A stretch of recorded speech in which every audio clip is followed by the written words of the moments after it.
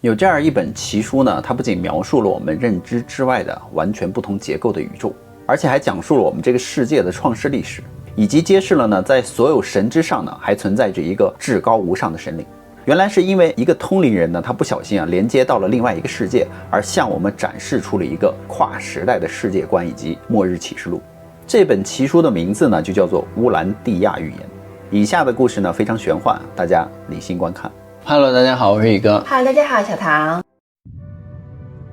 在1920年代呢，芝加哥有个医生叫威廉·萨德勒，他呢医术很好所以在社会上呢也是小有名气，深受大家的尊敬和信任。那个时候的芝加哥人呢，除了给医生看病之外呢，还会请一个通灵师来帮忙，所以那个时候通灵师呢也是一个很受欢迎的职业。那通灵师呢就像是一个连接异界世界的一个媒介而已。每次连接呢，通灵师都会回答一系列的问题，而说出一些匪夷所思的话来。但是很多通灵师呢，都是往往在一种神志不清的状态之中，对他所说的话或者是所做的事情呢，他们清醒之后呢，都是不记得的。那因为科学出身的这个萨德勒医生呢，他又是一名理科生，在那个时代呢，老遇到这种情况，所以他下定决心呢，一定要找出这些通灵师作假的证据。所以这个萨德勒就花了数年时间研究这些通灵师，终于呢，最后得出一个结论。他说，所谓的通灵师服务呢，绝对不是什么超自然状态，他们就是假的。然而人生呢，总是爱跟他开玩笑。当萨德勒以为自己的结论是绝对正确的时候呢，有一年夏天呢，他就遇上了一件奇怪的事情，从此呢，改变了他的看法。有一天呢，一个邻居呢叫 Lisa 的女人就急切地去敲了他的房门。Lisa 就告诉萨德勒呢，说她的丈夫 David 有的时候会莫名其妙地陷入沉睡，无论她如何努力呢，都叫醒不了她的丈夫。而有的时候她的丈夫呼吸都变得急促起来，她也没有办法。当萨德勒医生呢听说这是一个非常特殊案例的时候呢，他当时很兴奋，所以很快就跟着这位妇女来到他的家中。而 Lisa 呢和萨德勒就悄悄地走到了她丈夫的寝室里面，而当时的 David 呢还仍在睡大觉，他们便耐着性子呢在旁边看他还有没有什么状况。突然之间呢，熟睡中的这个 David 就用清晰的声音就说道：“你好，我是学生访客，精神生命群体的一员。”当时这个萨德勒听了以后大吃一惊， David 居然能把梦话说得这么清楚，这已经很了不起了呀。不过他并没有把这件事情放在心上嘛，仍然是静静地等着 David 苏醒，顺便看看他呢还有没有什么事情会发生。没有想到不一会儿呢 David 就醒了，而 Lisa 呢连忙就给 David 介绍这就是萨德勒医生。接下来呢 David 和萨德勒呢就开始聊天了。 David 是一位商人同时呢也是芝加哥证券交易所委员会以及美国证券交易中心的一名会员。他就告诉萨德勒呢，说自己并没有感觉到自己的身体呢有什么异样，只是偶尔莫名其妙地陷入了一种深层次的睡梦当中，但并不是太严重。而言下之意呢，就是告诉萨德勒呢，他的老婆小题大做。而萨德勒呢也知道 David 说的话，所以就按照惯例呢，只是询问了他几句并记了下笔记就告辞离去了。不过 David 的老婆 Lisa 呢，仍然还是不放心嘛，所以在送医生离开的时候呢，还询问了医生David 的情况，要不要做点什么。不过萨德勒并没有发现什么异常呢，所以只是回了一句再看看吧，还需要观察。如果他下次呢还有什么异动的话，你就给我打电话。所以就这样呢，在观察了一段时间之后呢 ，Lisa 就发现自己的老公 David 在睡着之后呢，总是会说出同样的话：“你好，我是学生访客，精神生命群体的一员。”而有一次呢，萨德勒又去给这个 David 看病，于是 David 呢又说出了同样的话：“你好，我是学生访客，精神生命群体的一员。”这个时候呢，萨德勒突然没忍住就打了个招呼说：“你好，我是萨德勒。”而接下来的一幕更是让萨德勒彻底惊呆了。David 当时马上就回答：“那你知不知道，在我们的世界里面我们把你们地球称之为乌兰蒂亚，而乌兰蒂亚呢，就是从你们的太阳中诞生出来的，而你们的太阳呢，只是安德罗诺夫星云众多后裔中的一个而已，而安德罗诺夫星云呢，则是内巴顿的本土宇宙中的一部分。这一片庞大的星云更是从奥温顿超级宇宙中诞生的，而且呢，已经存在了很久很久的时间了。”当时这个萨德勒听了之后就一头雾水，就想这个 David 是在说梦话吗？但是不对他说的头头是道从来没有人会在梦境中说出这样的话来。于是他赶紧回了一句刚才你说的什么，能不能重复一下呢？事实上他是在试探这个 David 如果说的是梦话的话，那他不可能再重复一次但是熟睡中的 David 呢，却说出了同样的话，并且呢还故意放慢了速度，就是要让这个萨德勒记住。于是萨德勒连忙掏出一个小本子一字一字的都记录了下来。不过当他再次发出询问的时候呢，David 却没有任何回应了。10分钟之后呢，戴维长叹了一声气之后就醒来了。当他看到萨德勒的时候，他就明白了，他又是来帮我检查身体的，只是询问了一下萨德勒，我是不是有什么不对劲的地方呢？而萨德勒就将刚才他所了解到的情况原原本本的就告诉了戴维。戴维听了之后呢，脸上露出了难以置信的神色。而萨德勒又询问戴维自己有没有记起自己在刚才梦境里面提到了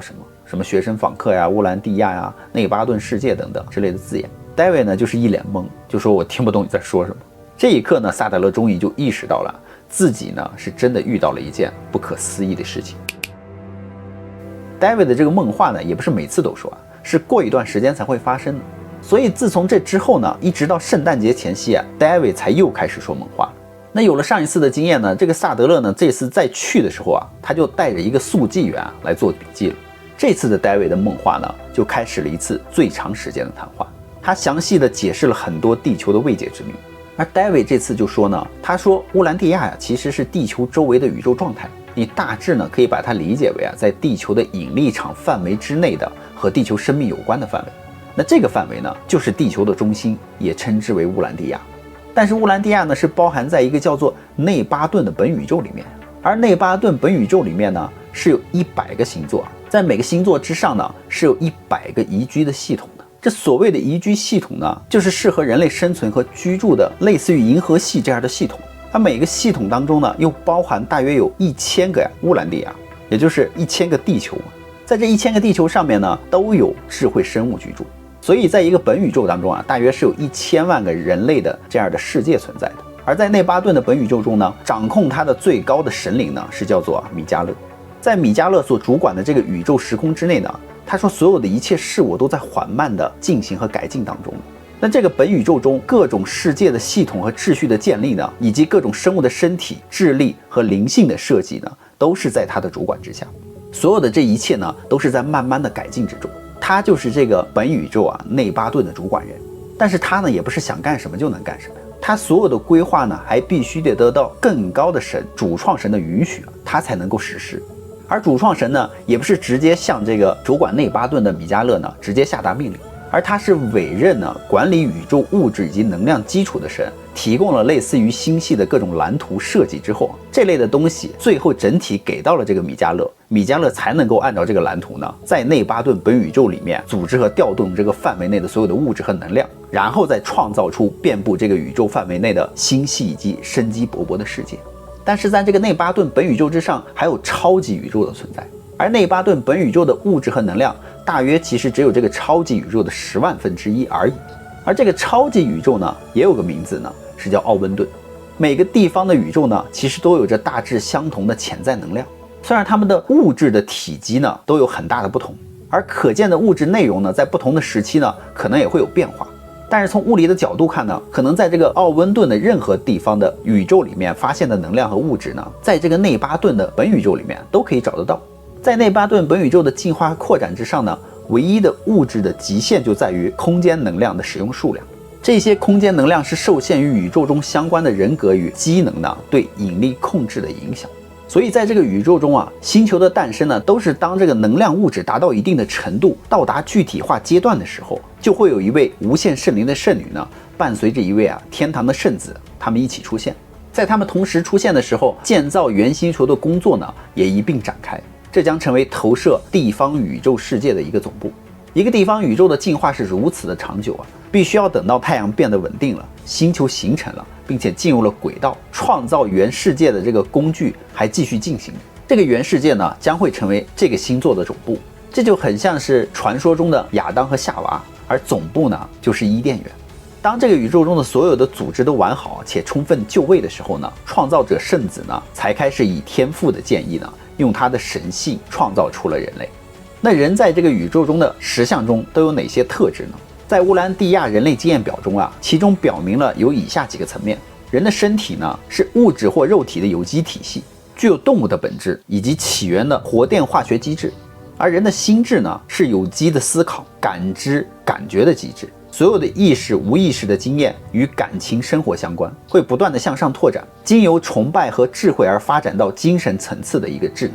人的精神呢，是驻居在人的思维中的神圣之灵。这个不朽的灵性体呢，是准人格性的，尽管它注定要成为生存的凡人受造物人格的一部分。而人的灵魂呢，是一种经验性的获得。随着一个凡人受造物选择，按照天堂之父的意志来行事之后呢，驻留于内的这个灵呢，便会成为人类经验中的一个实相之父。凡人的物质性的思维则会成为同一形成的实相之母。这一新的实相的本质呢，既不是物质的，也不是精神的，它是灵性的。这是一个渐渐生成的不朽灵魂，它注定要在肉体消失之后存活下来，并开始其天堂扬升之旅。而人的人格呢，就是凡人的非身体、思维，又非精神，也不是灵魂。在所有其他不断的变化着的受造物的经验之中呢，人格是一个不变的实相，它统合着这个人的个性的其他相关因素。所以人格呢，是宇宙之父对活着的人们的与其相关的物质、思维、精神、能量所做的独特的赠予，它将与不死的灵魂一同存活下来。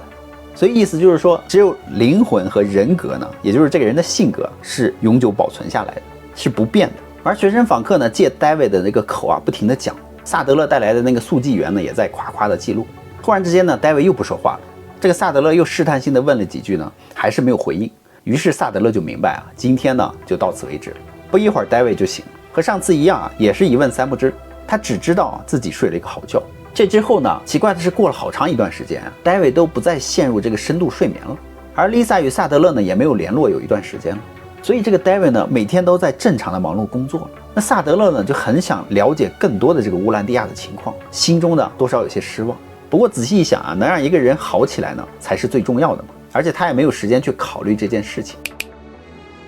所以时间一晃呢，就到了夏天。有一天晚上呢，这个萨德勒正坐在后院的凉亭里喝着凉茶，突然有人就敲门，而萨德勒连忙起来开门打开房门一看呢，果然是 Lisa。Lisa 就跟他说David 呢再次陷入了沉睡。于是萨德勒心里当时就升起了一股难以言喻的喜悦。他一句话也没有说，立刻就和 Lisa 呢一起走进了 David 的房子。他刚坐下来呢，学生访客的声音就从 David 的嘴里又传了出来。而这位学生访客还清楚地记得上次与萨德勒医生的对话。他说上次跟你说过这个本宇宙的内巴顿呢，还跟你说过这个奥温顿是个超级宇宙。这一次呢，我们就来谈整个宇宙的一个结构。萨德勒立刻就聚精会神地听着不想错过任何一个字。但由于这次的情况太过于紧急嘛，根本就没有通知速记员，所以只能靠萨德勒自己记录。他一边说着，一边打开了自己的记事本，开始在上面准备记录起来。访客就说你们所居住的这个世界呢，名叫乌兰蒂亚。在这个世界的人们的思想中呢，有关神神性、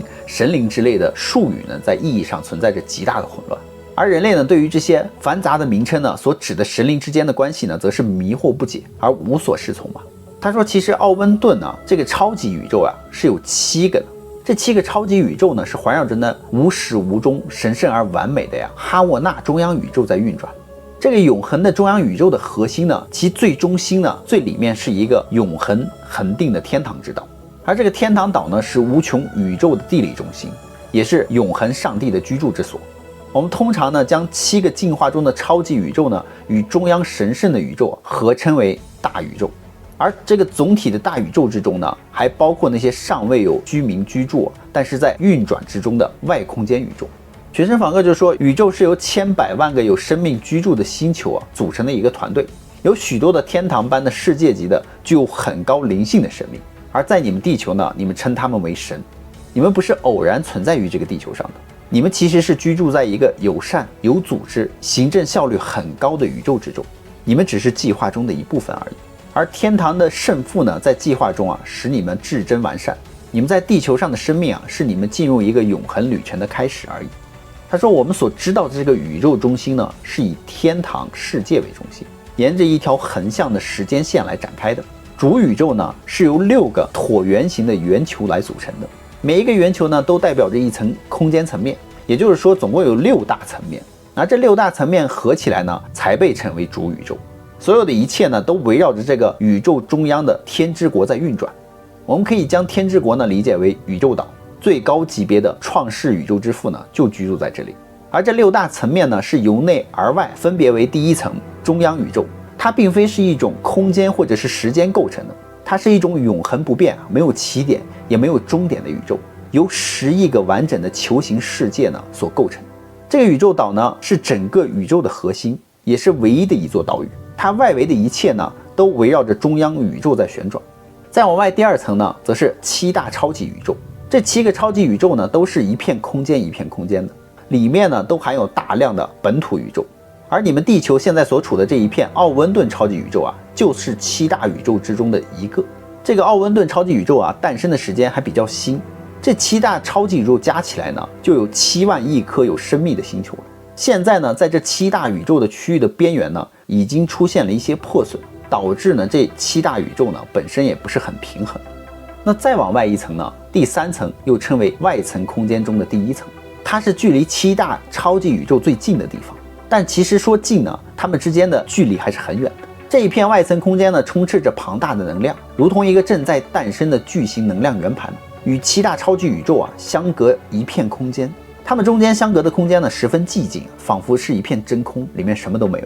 而第4层、第5层、第6层空间呢，其实都是与第3层类似，里面都是充斥着能量，仿佛啊，它们都是在准备孕育生命。至于第6层空间之外是什么呢？他说可能还存在着一个未知的完美创造。他说以我目前的这个水平来说啊，我们就不太清楚了。学生访客说我的级别还没有到达，所以我能理解的我都告诉你了。当然这些话对于普通人来讲呢，是过于的玄幻了，难以理解。他说最中心的那个天堂呢，其实只是一个概念，意味着是所有的任何形式的实相，从价值、意义或者是事实上存在来说，所有一切呢，都把天堂共同的看作是一个起源。而天堂那里面是静止，是由众多宇宙来组成的宇宙中唯一静止的事物。天堂岛呢，虽然在宇宙中是有个位置的，但在空间中是没有方位的。这座永恒之岛啊，是众多物质宇宙的真正的源头，无论是过去、现在还是未来，在整个物质宇宙中啊，天堂都影响着自然力、能量和智能相关的所有生灵的反应以及行为。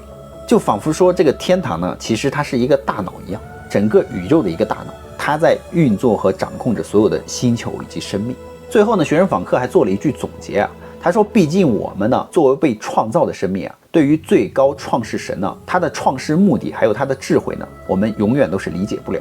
说完这句话之后呢， David 立刻就安静了下来。然后过了一会儿， David 就醒了过来，还像往常一样，他对刚刚发生的所有的事情一无所知。在之后的10多年当中呢，萨德勒医生一直跟踪观察这个 David， 一共有250多次的谈话记录。他最后呢，终于相信了 David 的确是联系到了其他更高层次的世界。他借用 David 的口呢，来传达他们想要传递的思想以及讯息。而30多年之后，也就是1955年呢，一本2000多页的书就出版了，书名就叫做《乌兰蒂亚》。而这本书的出版商一直都没有署作者的名字，所以呢，就有很多的读者就认为啊，这很像是众多天神啊合力创作的一本著作，目的呢可能就是提供一个跨时代的启示而已。而书中提到的7个超级宇宙的边缘呢，已经出现了破损和失衡了吗？难道许多预言书中的世界末日呢，是指的超级宇宙的末日吗？细思极恐。那么好了，故事呢，宇哥也就讲完了。好了，我们今天视频就到这，别忘了宇哥与小唐的视频是每3天更新1集哦。如果没有看到宇哥更新视频的话，别忘了点击宇哥的头像进去翻找哦。那我们下期再见吧，拜拜。